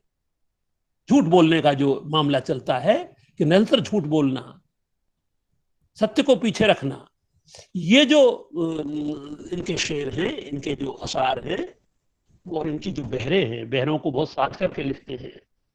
अंत बहर सत्य नहीं है, बहुत बड़ा मुश्किल होता है। तो इन सारी चीजों को साधना और सच बोलने की कोशिश करना, हिम्मत जुटाना, क्योंकि संसार में सबसे खतरनाक अगर कोई चीज है तो सच है, और उसी को बोलने में मध्य वर्ग को डर लगता है। वो ये नहीं करते, ये कोशिश करते हैं। और सच तब है आता है जब शायर जो होता है वो समय की नब्ज को पकड़ता है। तो कोशिश ये है। और अदम और दुष्यंत की दरअसल हम जो बार बार याद करते हैं, इसलिए करते हैं जबकि हजारों गजलकार हैं, हजारों कविता लिख रहे हैं, लेकिन ये क्या कारण है कि ले दे करके दुष्यंत और अदम ही याद आते हैं, राम कुमार कृषक याद आते हैं। मैं तो गजल पे पहले कुछ भी नहीं करता था। वो तो जब राम कुमार कृषक जी ने अलाप का विशेषांक निकाला गजल का और कहने लगे कि भाई गजल पे कुछ आलोचना भी होनी चाहिए, लोग आलोचना नहीं लिखते हैं, तो मेरे मन में ये बातें आई। और मैं तो बहुत ज्यादा उस तरह समझता भी नहीं हूँ चीजों को, तो लेकिन मैं कोशिश कर रहा हूँ। और उसमें डीएम मिश्र जी की जब मैंने कुछ गजलें पढ़ी और देखी तो मुझे लगा कि इनमें वो बात है जो इस बात को आगे ले जा सकती है, जो गरीब के साथ है, जो अन्याय से त्रस्त है, जो पीड़ित है, जो दुखी है, उसकी खोज करना और उसकी खोज करके अपने जीवन अनुभवों को उसके जीवन अनुभवों से मिला देना। दरअसल होता यह है कि शायरी में हमारे जीवन अनुभव अलग रहते हैं और जो दुखी है उसके जीवन अनुभव अलग रहते हैं। जब तक आप उन सबको एकाकार नहीं करते, उनके साथ जुड़ते नहीं, तब तक आप अच्छी कविता नहीं कर सकते। और उसके लिए कोई खतरे उठाने वाली बात होती है, सच कहने का खतरा उठाना। तो ये जो पूरा मामला है, देखिए बस एक बात कह करके मैं समाप्त करता हूं। बात तो बहुत है, सौंदर्य बोध देखिए, सुंदरता के बारे में देखिए। वो अक्सर हमारा सारा समाज टेलीविजन ने आप देखिए हीरोइनों की तरफ डाल दिया है, सारा समाज अप्सराओं के सौंदर्य की तरफ डाल दिया है। 24 घंटे जो स्त्रियां दिखाई देती हैं टेलीविजन पर, आप देखिए वो कहां हैं। सीरियलों में देखिए स्त्रियों के साज सज्जा, आप देखिए अपने आसपास। इस सौंदर्य बोध को प्रेमचंद ने बदला था बहुत पहले, उस जमाने में तो इतना था भी नहीं, लेकिन प्रेमचंद ने कहा था कि हमें उस सौंदर्य की कसौटी को बदलने की जरूरत है। जो राजरानियों में, महारानियों में, उच्च वर्ग की महिलाओं में हम सौंदर्य देखते हैं वो नहीं है, वो कृषक बाला में है जिसका बच्चा मेंढ पर सो रहा है, खेत की मेंढ पर सो रहा है। तो कहीं प्रेमचंद का भी अवधि केंद्र है। तो कहते हैं किसी अप्सरा इंद्रकुटी में बात कहां, यहाँ बात जो अपनी राम दुलारी है। तो ये जो बहुत सी बातें हैं मिश्र जी की कविता शायरी में, वो गजल में जोड़ती हैं और उस परंपरा को विकसित करती हैं। मैं बहुत बहुत बधाई देता हूं। धन्यवाद। धन्यवाद जीवन सिंह जी, आपने काफी विस्तार से मिश्र जी की गजलों का विश्लेषण किया और ये सिलसिला बातचीत का आगे भी जारी रहेगा। हम आज के इस विमोचन कार्यक्रम में जो परिसंवाद की अध्यक्षता कर रहे राम कुमार कृषक जी को आमंत्रित करता हूँ। कृषक जी ऐसी शख्सियत हैं, वो तो गजल एक बड़े गजलकार तो है ही, दुष्यंत कुमार, अदम, जैसा कि हमारे सभी वक्ताओं ने इस बात को रेखांकित भी किया है, चिन्हित भी किया है। लेकिन जिस तरह से साहित्य चिंतकों और आलोचकों ने गजल को अपने चिंतन, साहित्य चिंतन और आलोचना से भी बाहर किया, उसके लिए जिन लोगों ने संघर्ष किया, उसमें कृषक जी और उनकी पत्रिका गुलाब, उसका गजल विशेषांक। आवाज नहीं आ रही यादव ने। नहीं, मेरी तरफ से तो माइक ऑन है। आवाज आ रही है, आ रही है। तो जो कृषक जी ने जो अलाव पत्रिका के म्यूट वाला वो चला गया है कहीं। गजल की सैद्धांतिकी के क्षेत्र में, उसके आलोचना के क्षेत्र में, उसके शास्त्र को विकसित करने के क्षेत्र में जो काम किया, वो एक रेखांकित करने वाली बात है। तो मैं कृषक जी को आमंत्रित करता हूँ कि वे अपना वक्तव्य रखें, अध्यक्षीय वक्तव्य रखें। और मेरा मोबाइल में भी बैटरी अब डाउन हो रहा है। मैं आप लोगों से गुजारिश करूंगा कि ताकि लोग, जैसा हम लोगों ने सोचा था, उसी के तहत अपना कार्यक्रम हम लोग समाप्त करें। तो कृषक अपने सभी सम्माननीय साथियों का अभिनंदन है, स्वागत है, खासतौर से डीएम मिश्र जी का, जो मेरे अनुजवत हैं। सुशील कुमार जी हैं, जीवन सिंह जी हैं, कौशल किशोर जी हैं, राजन जी हैं, और मेरे संयोजक और तमाम अमितलेश जी वहाँ बैठे हैं दूर, जो बराबर लिखावट को जीवंतता लगातार मिल रही है। और ये पहला ऐसा मंच है जिसने आज हिंदी गज़ल की एक किताब, पुस्तक का, महत्वपूर्ण पुस्तक का विमोचन अपने उस पर रखा है। इस सारे आयोजन के प्रति अपनी खुशी व्यक्त करते हुए और इस सौभाग्य को भी सराहते हुए कि मुझे आप सबके साथ रहने का इतनी देर मौका मिला है। थोड़ा तबीयत भी नासाज है और इस बैटरी में भी कुछ प्रॉब्लम आ रही है फ़ोन में लगातार। तो मैं सबका स्वागत करते हुए और मिश्र जी का स्वागत करूंगा। मिश्र जी, बहुत सारी मूल्यवान बातें यहाँ हो गई हैं। मैं सिर्फ, चूंकि समय नहीं है और मेरे पास इसकी बैटरी भी गड़बड़ हो रही है, कुछ लगातार डिस्टर्ब हो रहा है ये। मैं उनके कुछ शेरों के माध्यम से, चूंकि शेर जो है वो अपनी बात अपने आप कहता है, खासतौर से ये माना जाता है, और ये हिंदी गज़ल की एक प्रवृत्ति भी है कि वो ज़्यादा, ये शिकायतें जरूर हैं कि अपने समय में इस महत्वपूर्ण विधा पर, जो हमारा आलोचकीय विश्व है, उसमें बहुत सारे लोगों ने कन्नी काट कर बातें की हैं या की ही नहीं है। लेकिन यहाँ जीवन सिंह जी हैं, सुशील कुमार जी यहाँ बैठे हैं, जिनकी अभी एक महत्वपूर्ण किताब आई है हिंदी गज़ल की आलोचना पर। जीवन सिंह जी ने भी काम किया है। तो ऐसा नहीं है कि जो अभी तक निराशा एक माहौल में थी कि हिंदी गज़ल पर, उसकी समकालीनता पर, उसके दायित्वों पर, उसके जो मूल्य हैं, उसके जो रचनात्मक मूल्य जो हैं, उसके शास्त्रगत सीमाएं या विशेषताएं जो हैं, उन पर बात नहीं हो रही है। लेकिन अब ये समय आ गया है, पिछले कुछ वर्षों से लगातार इस दिशा में काम हो रहा है। अलाव का एक विशेषांक भी मैंने निकाला था 2015 में। उसमें खास तौर से यही केंद्रीय चिंता थी कि एक समकालीन जो ताकतवर विधा है अपने समय की, जो सीधे संवाद करती है, वो संवाद की विधा ही है हिंदी गज़ल। अगर गज़ल के नाम पर हम कविता संवाद उसको कहें तो वो बिल्कुल ठीक है, होगा। तो जो इतनी सशक्त विधा है, जो जन सरोकारों के साथ जन संवाद भी करती है लगातार, उस पर बात क्यों कि आखिर नहीं हो रही है। अपनी जो पूरी हमारी हिंदी कविता की पूरी परंपरा को आप देखिए तो जन उसके केंद्र में है, जनवादिता उसके सरोकारों का मुख्य स्वर है। तो ऐसी रचनात्मक विधा पर बात आखिर क्यों नहीं हो रही हिंदी आलोचना पर। तो मैं इस विस्तार में नहीं जाऊंगा, क्योंकि बहुत सारी मैंने कुछ शेर नोट किए थे, उन शेरों पर बात भी नहीं करूंगा।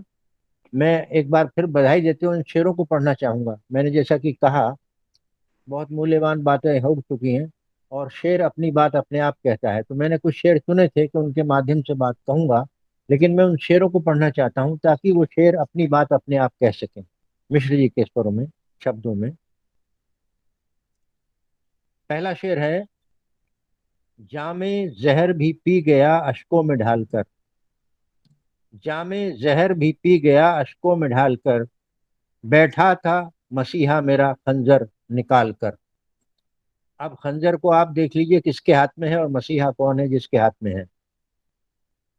दूसरा शेर है, खेतों में जो पैदा किया वो बेचना पड़ा, खेतों में जो पैदा किया वो बेचना पड़ा, बच्चों को अब खिला रही कंकड़ उबाल कर। स्पष्ट है, जो पीड़ा है, जो चुनौती है, जो यथार्थ है, जो समय से संवाद है, जो समय को मूर्त करना है गजल में, कविता में, उसका उस पर कुछ कहने की जरूरत नहीं है। और अगर हम इसको सवाल के तौर पर परिस्थितियों के तहत देखें, और ऐसे में रचनाकार का दायित्व क्या है कि अगर ये हालात हैं तो इनको हम कैसे, इनका मुकाबला करें, इनका सामना करें, अपना हमारा हस्तक्षेप क्या होना चाहिए इन परिस्थितियों में, इन स्थितियों में। ऐसे में बेला जूही चमेली चंपा हर श्रृंगार लिख दे, अदम गोंड भी याद आते ही है हमको। बेला जूही चमेली चंपा हर श्रृंगार लिख दे, कैसे कोई शायर पतझर को बहार लिख दे। ये जो गजल संग्रह लेकिन सवाल टेढ़ा है, जिसका विमोचन यहाँ हुआ है, ये एक महत्वपूर्ण एक आयोजन की तरह से मैं देख रहा हूँ इसको। उसमें से दो तीन शेर में पढ़ना चाहता हूँ। मेरा गुनाह यह है कि मैं बेगुनाह हूँ, मेरा गुनाह यह है कि मैं बेगुनाह हूँ, पकड़ा गया चोरों को पकड़ने के जुर्म में, औरों की खुशी देख क्यों पाती नहीं दुनिया, औरों की खुशी देख क्यों पाती नहीं दुनिया, तोड़े गए हैं फूल महकने के जुर्म में। नम मिट्टी पत्थर हो जाए ऐसा कभी न हो, मेरा गांव शहर हो जाए ऐसा कभी न हो, खेत मेरा परती रह जाए कोई बात नहीं, खेत मेरा बंजर हो जाए ऐसा कभी न हो। यहाँ भाषा को लेकर जीवन सिंह जी ने और सुशील कुमार जी ने अपने वक्तव्य में बहुत महत्वपूर्ण बातें कही हैं। भाषा की जो अपनी दुनिया होती है, भाषा का जो अपनी जुबान होती है, भाषा की भी अपनी जुबान होती है, अपनी संवेदना होती है, अपना समय होता है। उसके साथ साथ भाषा परिवर्तित होती है, उसको न, करता है रचनाकार। और डीएम मिश्र, भाषा के साथ बहुत गहरा रिश्ता उनका मैं देखता हूँ। दो शेर और पढ़ूंगा इस संदर्भ में। वो पता ढूंढे हमारा पैन में आधार में, देखिए इसकी व्यंग व्यंजना देखिए, और अर्थ गर्भिता इसकी देखें आप, इसको इन दोनों शेरों की। वो पता ढूंढे हमारा पैन में आधार में, या खुदा हम तो गजल के चंद अशारों में हैं। दूसरा शेर है, गांवों का उत्थान देख कर आया हूँ, मुखिया का दालान देख कर आया हूँ। कुछ कहने की जरूरत नहीं है, लेकिन जो बारीक व्यंजना है वहां तक तो जाना पड़ेगा। बगैर व्यंजना में जाए आप और अभिधा में गजल के अर्थ को, उसकी व्यंग धर्मिता के पीछे जो पीड़ा है, जो चुनौती है, जो उसको स्वीकार करने का मादा है, उसको हम नहीं देख पाएंगे। तो डीएम मिश्र साहब को मैं मैं साहब कहता हूँ उसको, क्योंकि साहब रहे हैं वो। और उनकी सरलता की बात भी यहाँ हुई, राजकिशोर जी ने कहा है, उनकी सादगी को, सरलता के बारे में कहा है, और वो सचमुच वैसे ही हैं, बहुत खुलापन उनके भीतर है। और मैं इन शब्दों के साथ, ये फोन भी मुझको धोखा दे रहा है कुछ, तो इस महत्वपूर्ण संगोष्ठी में आप सब शामिल हुए और मैं आपके साथ शामिल हुआ, इसका मेरे मुझे मैं DM मिश्र साहब के पिछले गजल संग्रह का विमोचन जो लखनऊ में, जिसका अभी जीवन सिंह जी ने बात की है, उसमें शामिल था। ये मेरा सौभाग्य रहा और आज फिर इस नए माध्यम के साथ हम उनके इस लोकार्पण समारोह में इस संग्रह के उपस्थित हैं। ये मेरा निजी तौर पर मेरे लिए खुशी की बात है, गौरव की बात है, क्योंकि वो मुझे बड़ा भाई मानते हैं।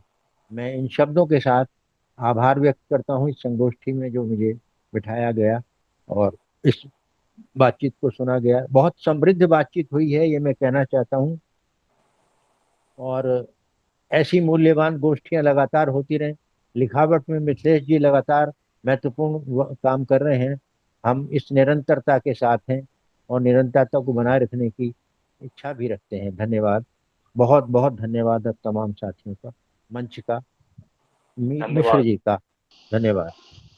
बहुत बहुत आभार। बहुत धन्यवाद कृष्ण जी, आपको भी संक्षेप में ही, लेकिन आपने बहुत मूल्यवान बातें की।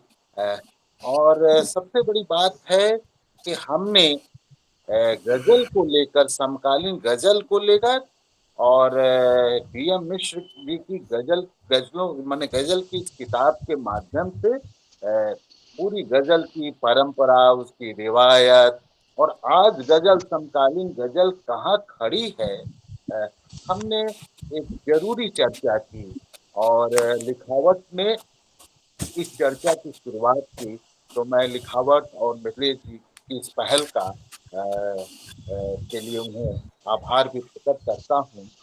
अब मैं चाहूंगा कि संक्षेप में कुछ अगर DM मिश्र जी इस मौके पर कुछ कहना चाहें तो वे आमंत्रित हैं। DM मिश्र जी। बस 2 मिनट के लिए।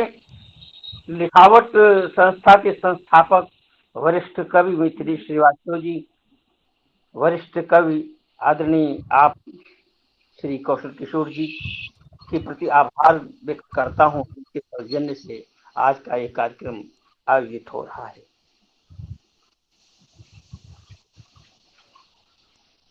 आदरणीय शिक्षक जी, आदरणीय जीवन सिंह जी, आदरणीय राजेंद्र जी, आदरणीय सुशील कुमार जी, आदरणीय हैं लेकिन हमारे बहुत छोटे भाई हैं विभूति नारायण ओझा जी, उन सब वो सब आए, इन सब के प्रति मैं बहुत बहुत आभार व्यक्त करता हूँ। और बड़ी संख्या में श्रोताएं हैं, आते गए जाते गए, लेकिन बड़ी संख्या में लोग आए। दीपक चांदवानी जी गजल पर रिसर्च कर रहे हैं, वो भी आए हुए हैं। और नागेंद्र मिश्र मणि जी गजल बहुत अच्छी उनके पास में व्याकरणाचार्य हैं वो गजल के, वो भी उपस्थित रहे। बहुत अच्छा लगा, बहुत सारे लोग आए, DP सिंह आए, बहुत सारे लोग आए। मैं सबके प्रति अपना आभार व्यक्त करता हूँ। बहुत बहुत धन्यवाद। आपने मेरे जैसे बहुत मामूली के प्रति जो शब्द कहे, सबके प्रति बहुत बहुत आभार। और बहुत कुछ सीखने के लिए उत्साह भी मुझे मिला हुआ है और मैं ये भी देखूंगा कि क्या क्या जो कमियां थी वो कैसे दूर हो जाएं। मैं बहुत बहुत धन्यवाद देता हूँ। कौशल किशोर जी आपका बहुत बहुत धन्यवाद। आपके आयोजन, आप न होते तो मेरी किसी किताब का प्रोग्राम न होता। नहीं होता। गजल की ताकत है, देखिए किसी भी रचनाकार की अपनी रचना की ताकत होती है, वो बोलती है और वह उससे वो रचनाकार और रचना दूर तक जाती है। तो मैं आपकी जनसंस्कृति नहीं, लेकिन ठीक है, अभी हम लोग को समापन की तरफ बढ़ना चाहिए। और मैं मिथिलेश जी, लिखावट के हमारे मुख्य संयोजक, कर्ता धर्ता और हम सब लोगों के साथी, जिनकी वजह से आज कविता पर और उसकी तमाम विधाओं पर बात हो पा रही है, तो मैं मिथिलेश जी को आमंत्रित करता हूँ कि वे इसका समापन करें और धन्यवाद ज्ञापित करें। मिथिलेश जी। धन्यवाद कौशल जी। विभूति नारायण ओझा ने DM मिश्र पर अपनी पत्रिका का विशेषांक निकाला था। उस विशेषांक को तो मैंने नहीं देखा, लेकिन अभी अपने मित्र आलोचकों को सुनकर लग रहा है कि विभूति ने एक बहुत अच्छा काम किया होगा। दरअसल हम लोग एक समय के और 2-4 साल इधर उधर के हम लोग आगे पीछे के लोग हैं जो एक साथ रचना कर्म में हैं, कविता लिख रहे हैं, गजल लिख रहे हैं, कहानी लिख रहे हैं। हम लोग एक तरह से अपने समय को देखते भी हैं, लेकिन जो एक सामूहिक चेतना विकसित होती है समय को देखने की, सत्ता को देखने की, हाशिए और गरीब लोगों की पीड़ा को देखने की जो नजरिया होता है, वो नजरिया हमें सचेत भी करता है और समृद्ध भी करता है। समृद्ध करता है। डी.एम. मिश्र की गजलें मैंने पूरा तो नहीं पढ़े, सारा नहीं पढ़ा, कुछ पढ़ा तो मुझे अपने गांव की कुछ बातें याद आई कि वहां प्रतिरोध का रूप कैसा कैसा रूप मैंने देखा था बचपन में। जैसे मेरे गांव में एक दलित परिवार रहता था, तो उन लोगों ने अपनी बेटी का नाम मीना रख दिया और मुझे याद आने लगा कि इस नाम पर अगड़ों और दलितों ने उस परिवार पर लोग टूट पड़े कि तुमने मीना नाम क्यों रखा, क्योंकि मीना नाम पर गैर दलितों का एक तरह से वर्चस्व है कि वो ये नाम वही रखेंगे, दूसरा दलित कैसे रख देगा। और वहां फिर जब खत्म हो गया तो मैंने पूछा, काका आपने क्यों नाम रख लिया, ये झंझट क्यों बोल दिया? तो उस आदमी ने जो मुझे बताया, कहा कि यह नाम तो मैंने चिढ़ाने के लिए रखा है। तो चिढ़ाने के लिए अगर कोई नाम रखता है तो वो तो प्रतिरोध है। ये तो बाद में बात समझ में आई कि प्रतिरोध कहाँ कहाँ है, और वही हम डी.एम. मिश्र के गजलों में देख रहे हैं कि कहाँ कहाँ से चीजें ले आ रहे हैं। और तब मन होने लगता है कि डी.एम. मिश्र की दुनिया को जाने, दुनिया को समझे कि इनकी किन किन दुनियाओं में इनकी पैठ है। आदम गोंडवी का कई बार नाम लिया गया, लेकिन आदम गोंडवी जब मरे थे तो उन पर जितनी सामग्रियां आई मैंने पढ़ी, और उन सामग्रियों को, उन लेखों को पढ़ के एक बात समझ में आई कि आदम गोंडवी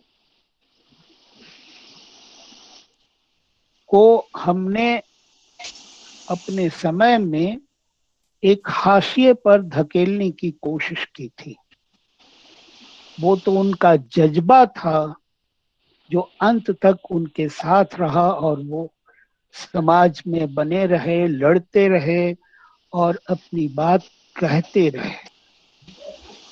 मुझे लगता है कि हम सबका ये दायित्व है कि हम एक दूसरे का संबल बने और एक दूसरे को हाशिए पर धकेलने का विरोध करें, क्योंकि साहित्य में भी ऐसी शक्तियां हैं जो मध्यवर्गीय शक्तियों से भी काफी मजबूत हैं।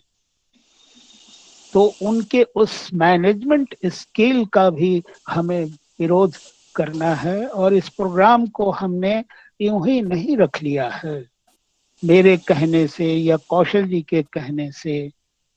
ये तो डी.एम. मिश्र का जज्बा है, जो उनके एनर्जी है, वो उसने हमें आकृष्ट किया कि इस व्यक्ति पर, इनके गजलों पर, इनकी किताबों पर बात होनी चाहिए। और उसी वजह से लिखावट ऐसा ही काम करता है, जय जयकार भी करता है कभी कभी मैनेजर्स का, साहित्य के मैनेजरों का, लेकिन अधिकांश काम हम प्रतिरोध में करते हैं। तो आज डी.एम. मिश्र पर इतनी सारी बातें हुई, अच्छी बातें हुई, और उनकी गजलों में जो चीजें हैं उन पर विस्तार से तो नहीं कहेंगे, लेकिन मोटा मोटी बहुत बातें हुई। सुशील कुमार ने की, जीवन सिंह जी ने की। जीवन सिंह जी ने 90 के दशक में अपने यहाँ एक जलसा किया था जनवादी लेखक संघ का, और मैं गया था उसमें। बिल्कुल बिल्कुल, यहाँ से कई लोग गए थे याद ये। हाँ, और वहाँ 3 दिन रहे हम, शायद 3 दिन का था, और कविता पढ़ी। एक दिन ही अब इतना याद नहीं है, लेकिन उसके न्यूज कटिंग्स मेरे पास हैं, पेपर के कटिंग्स, जो पूरी खबरें छपी। आज आप देख लीजिए कि आपकी खबरें छापने के लिए कोई अखबार तैयार नहीं है। नहीं है।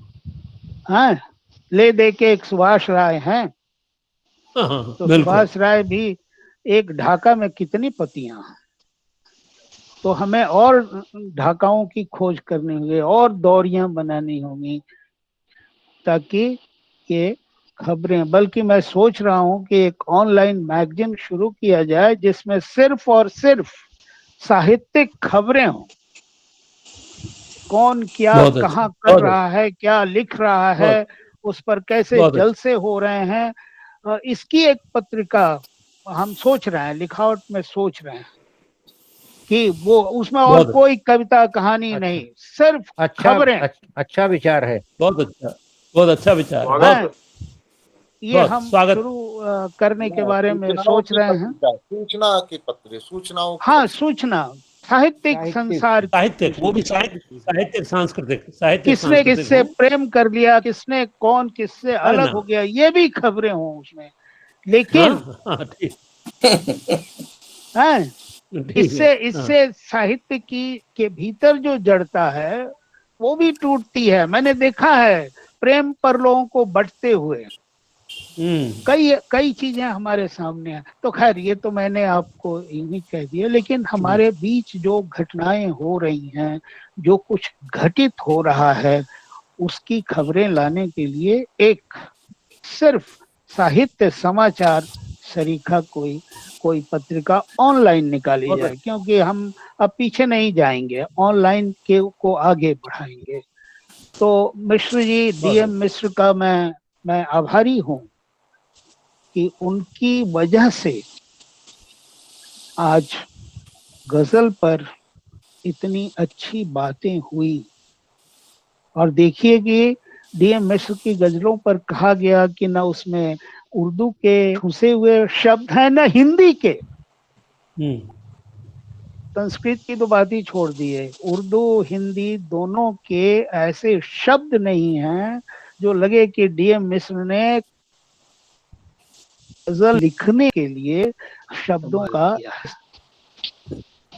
तो डीएम मिश्र, कौशल किशोर और मेरा और लिखावट का आपका हमेशा समर्थन रहेगा, और हम चाहेंगे कि हम आपको हिंदुस्तान के गजल के रूप में प्रोजेक्ट करें, आगे बढ़ाएं, और आपके साथ हम भी आगे बढ़ें। तो मैं आप सबका धन्यवाद करना चाहता हूं और विदा लेता हूं। जीवन सिंह जी नमस्कार, कृषक जी नमस्कार, ज्योति नारायण लिखावट को, और कौशल किशोर जी को, विभूति नारायण जी को, तीनों को श्रेय जाता है। तीनों का बहुत बहुत आभार। तीनों बहुत आभार जी, बहुत आभार। मैं लिखावट को खड़ा कर रखा है, नमस्कार सभी, और जीवंत बना रखा है। प्रशांत जैन बोलना चाहते थे, लेकिन अब आज मैं नमस्कार कर रहा हूँ, विदा ले रहा हूँ, नमस्कार कर रहा हूँ सबको। आपको बोलने के लिए बुलाना चाहिए था, लेकिन अब ये बहुत 2 घंटे का जी। नहीं, वरिष्ठों को सुनकर काफी अच्छा लगा और बहुत ही रोचक और बोधक और इस तरह। हाँ, तो मैं आप सबका, आप लोग बने रहिए 2-4 मिनट, मैं रिकॉर्डिंग खत्म करता हूँ। ठीक, अब बैटरी जवाब दे रही है। बहुत ज्ञानवर्धक वक्तव्य थे, बहुत शानदार वक्तव्य थे आज। एक